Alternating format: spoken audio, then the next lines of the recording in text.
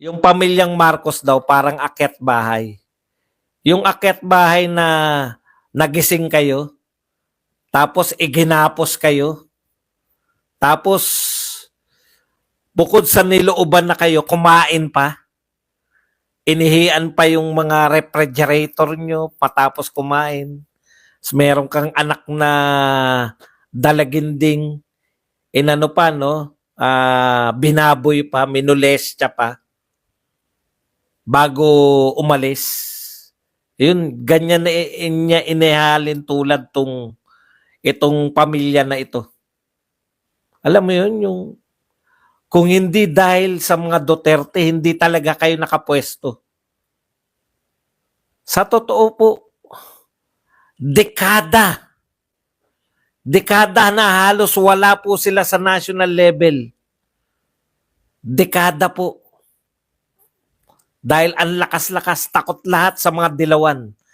Lahat po. Lahat po ng mga politiko takot sa mga dilawan. Hindi, wala, ano po katunayan? Natakot po ang lahat ng politiko. Lahat na naging presidente may takot po sa mga dilawan. Alam nyo kung ano po patunay? Hindi nga nila maipalibing yung tatay nito ni Marcos. Si Duterte lang po. Si Aimee na mismo, no? Sa bibig na mismo na manggang si Aimee. Na talagang dahilan ng talagang Aimee na to ang manggang-mangga eh. Sa bibig na mismo ni Aimee. Kung hindi dahil sa Duterte, hindi makakabalik ang Marcos sa Malacanang. Dahil ang ginawa ng Duterte na hindi nyo na nire-recognize ngayon, dinurog ng mga Duterte yung mga kalaban yung dilawan. Lahat na naging pangulo, walang naglakas loob dahil sa takot sa mga dilawan na ipalibing yung tatay mo. Alam niyo yun? Kaya ang sama-sama ng loob ng mga tunay na maka-Duterte. Ang sama-sama talaga ng loob. Di kami after dyan sa malintik na mga labanan na walang katuturan na yan, mga double agent na labanan. Alam mo, chismis lang po yan. Sa bagay, mga babayang involved dyan at mga bading. Pero yung mga tunay na Duterte, wala kaming pakialam dyan. Yung galit namin kumukulo eh. Totoo yun, wala kayo. Hindi kayo makakabalik sa Malacanang kung di. Ngayon, bilang ganti, ito pinakamalapit eh. Bilang ganti, usigin ninyo yung mag-amang Duterte, dayok-yokin nyo, siraan ninyo na walang ginawang matino. Pucha, hayes. Pinakamataas na boto. Pinakamataas na boto na ibinigay sa lahat ng eleksyon na naganap sa buong Pilipinas. Ang may pinakamaraming natanggap na boto yung anak ng Duterte. Tapos sasabihin nyo ngayon na yung mga Duterte, demonyo, yung mga Duterte walang ginawa nung panahon nila. Yung anak sa tingin nyo, tatanggap yan ng pinakamataas na boto kung ang mga Duterte ay sinusukan ng mga tao? Eh di sana lahat ng mga quadcom leading ngayon sa lahat ng mga tignan nyo kung totoo na yung mga Duterte ay sinusukan ng mamamayan, eh di sana lahat ng quadcom tumakbo lahat ngayon ng senador. Huwag nyo sabihin yung mga congressman, walang ambisyong mag-senador yan. Kaya kayo hindi makatakbong senador dahil baka ka-congressman, hindi na kayo manalo. Kung totoo kayo na popular, kung totoo kayo na ikinasikat ninyo yung pagbanat sa mga Duterte, sumikat kayo. Pero kabaliktaran, sumikat kayo dahil kinamumuhian kayo.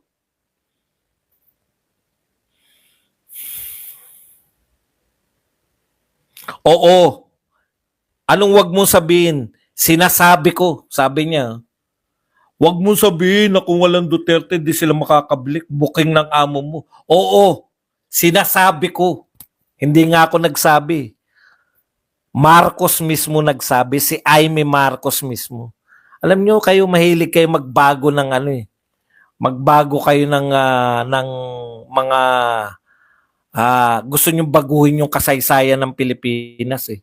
Gusto nyo nga sabihin na pinakawalang hiyang Pangulo si Duterte. Bakit siya mahal na mahal? Bakit pinakamataas siya sa lahat ng rating? Hindi naabot ng amo mo yung rating ni Duterte. Kayo lang naman naninira ngayon eh.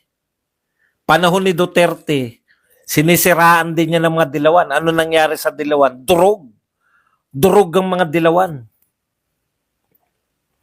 Huwag niyo sabihin, lahat kayo paninis. Ang alam niyo lang paninisi. Huwag kong sabihin, sinasabi ko.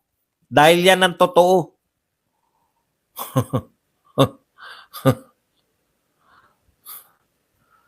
Kala nyo masayang-masaya kayo pag nag-vice president? Halimbawa, pag nag-vice president si Martin, masayang-masaya kayo? Baka hindi tumagal yung amo nyo. Kay Martin, pag yan na vice president, lahat sinisisi nyo. Utang ngayon. Sinisita si Marcos. Bakit sinisita si Marcos? Ang lakas mangutang. Alam nyo ba ginagawa ni Marcos? No? Ang lakas mangutang. Bakit malakas mangutang? Bakit kakaiba si Marcos? Ang dami ng binenta eh. Malakas pa ring mangutang. Dadaig niya po, yung rate po ng pangungutang ni Marcos, daig niya po lahat ng Pangulo ng Pilipinas. Pangalawa po sa rate ng malakas mangutang si Duterte. Ano po pagkakaiba ni Duterte at ni Marcos? Si Duterte po, may build. May proyekto po si Duterte na nakikita natin. Si Marcos wala. Ito po bago. Sabi na sa inyo, may bago pa tayong matutuklasan. Alam nyo po ba na binawasan po nila, di ba, yung DOTR, Department of Transportation. Kaya po, yung bawas po niyan, itutuloy mo na lang yung subway. Mukhang malabo pa pong matuloy. Akala natin, makakakita na tayo ng subway bago matapos tong termino ni Marcos. Kasi hindi naman sa kanya nagsimula yan. Itutuloy niya na lang. Oh. Naiutang na yan ni Duterte. May budget na yan. Tutumbasan mo lang. Kasi yung may paggagamitan ka pa niyan. Yung, hindi na po sagot ng Japan, ng JICA yung mga pagbili ng mga, anong tawag dyan? Yung mga right of way ng mga estasyon ng mga subway. Ang sagot lang ng Japan, yung subway mismo. Pero yung sa mga estasyon, bibili nyo yung lupa ng estasyon, atin na yan, sagot na natin yan. Tinanggalan mo ng pondo eh. Dinala mo sa mga DPWH eh. Hindi pala ikaw. Yung tunay na nasusunod sa budget. Si Martin. Tinanggalan ni Martin ng pondo eh. Nakapalag ka ba? Wala. Wala po.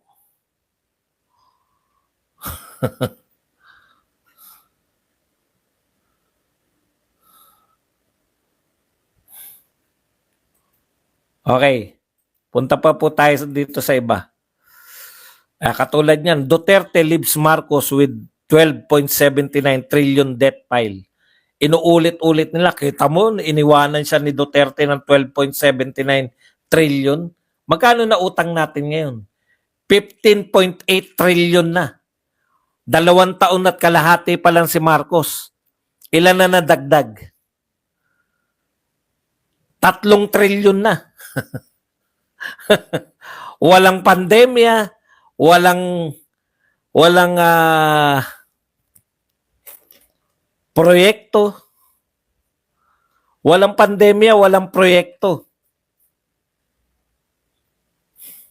3 trilyon na nadagdag sa utang natin. Kay Duterte, ang nautang niya, buong 6 years niya, 7 trilyon. Kay Marcos, 2 taon at kalahati pa lang, 3 trilyon na ang nadagdag sa utang. Nagbenta pa yan. Nagbenta ng ginto. Pinagmamalaki pa ni Ralph Recto. Malaki ang kinita natin. Pinakamalaki ang kinita natin na non-tax. Paano hindi kikita? Binenta nyo yung NAIA. Nag-privatize kayo ng NAIA operation. Operation lang pala. Ha? Nagbenta kayo ng mga lupain. Nagbenta kayo ng mga properties. Nagbenta kayo ng ginto. Tinaasan ninyo yung collection sa mga GOCC, Government Owned and Controlled Corporations. Nagtaas kayo. Dating 50% lang kinokolekta nung panahon ni Duterte. Ngayon, ginawa nyo 75%. Lalaki talaga yung kita. Pero kita ba tawag doon? Ibang klase mag-isip to si Recto. Nagbenta ka na ng ari-arian, kita pa tawag. Sa pangkaraniwan tao po, pag nagbebenta na ng ari-arian, putya, palubog na. Ang ibig sabihin po ng malaking kinikita, no? Huwag mo ipagmalaki Recto kasi hindi kami ututo. Hindi kami katulad ni Mike Abe. No? Malaki pala kinikita natin. Bakit bilyon-bilyon? Bakit ang laki pa rin ng inuutang? Oh, 'di ba? Yan po ang katunayan. No? Yan po ang katunayan na hindi totoo yung sinasabi mo na kumikita tayo ng malaki.